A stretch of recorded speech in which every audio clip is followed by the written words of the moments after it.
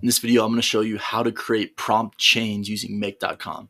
The reason that you want to create prompt chains is because essentially it allows you to accomplish more complex tasks using AI such that the output is higher quality, right? So the goal here is to create content ideas based on our user persona, right? And so this requires a prompt chain because the first prompt essentially says list out all of the potential desires of this target audience, the target audience that we put in Airtable. And then once it does that, it takes the response of here, like ChatGPT will say, here are 50 desires of your target audience.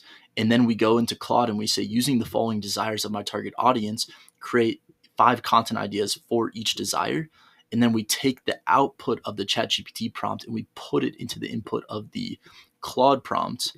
And then we send that information back to Airtable. So basically our whole prompt iteration cycle is happening in Airtable, but on the back end, we're doing these prompt chains and we can refine these prompt chains over time in make.com as well.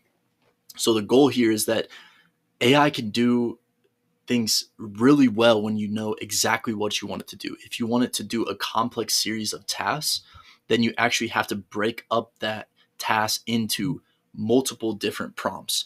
So what that looks like is, like, if you want it to create specific content ideas for an audience, you say, here's the audience, create the desires, list the pieces of content for each desire and send it back to Airtable.